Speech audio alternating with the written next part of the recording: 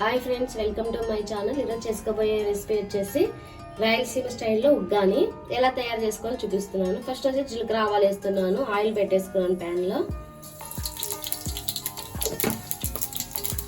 Next వచ్చేసి onion ఇలా చిన్నగా తరిగేసుకున్నాను అనమాట. ఒక ఆనియన్ చిన్న ఆనియన్ అయితే సరిపోతుంది, వేసేసుకుంటున్నాను.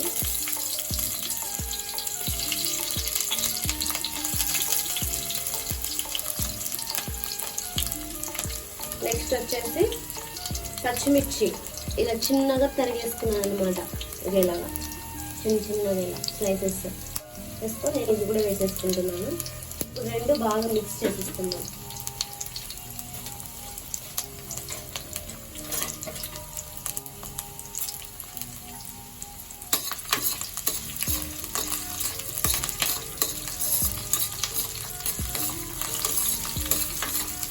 బాగా రెడ్గా అవ్వాలన్నమాట.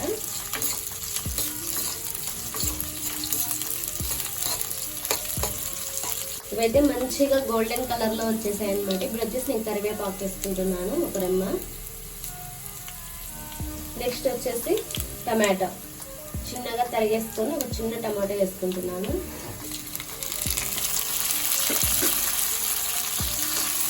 ఇలా బాగా మిక్స్ చేసుకోవాలి.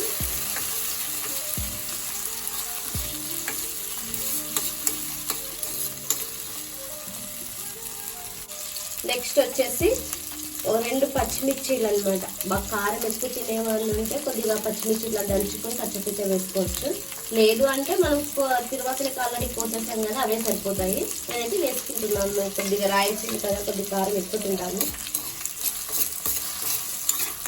కలిపేసుకోవాలి. తర్వాత వచ్చేసి నెక్స్ట్ పసుపు కూడా ఒక స్పూన్ వేస్తున్నాను.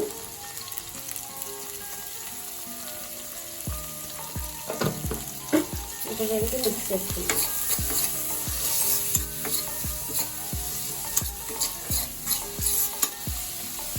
నెక్స్ట్ వచ్చేసి సాల్ట్ వేస్తున్నాను. వచ్చేసి కల్లుప్పు వేస్తున్నాను. టేస్ట్ బాగుంటుంది అనమాట, అందుకోసం కల్లుప్పు వేసేసుకుంటున్నాను. ఇప్పుడు బాగా మగ్గాలన్నమాట. మెత్తగా అయ్యేదాకా మగ్గించుకున్నాను.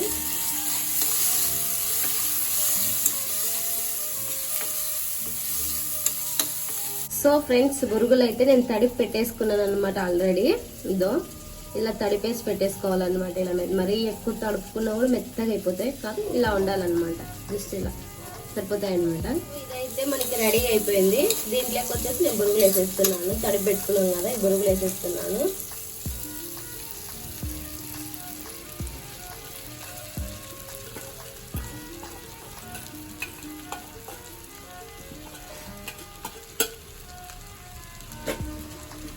దీన్ని మంచిగా కలుపుకుందాం.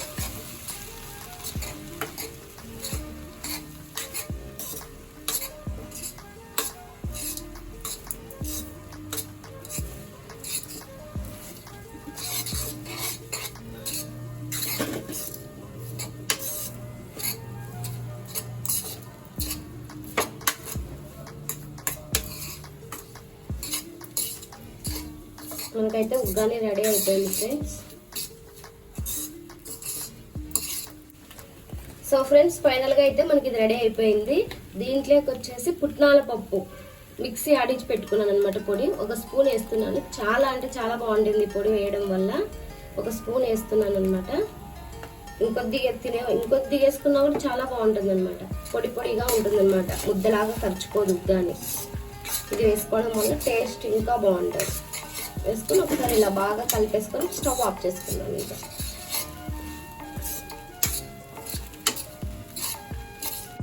సో మనకైతే వేడి వేడి రాయలసీమ ఉగ్గాని రెడీ అయిపోయింది. చూడండి ఫ్రెండ్స్, మీరు ఈ వీడియో నచ్చినట్లయితే మీరు కూడా ఒకసారి ట్రై చేయండి. Thanks for watching.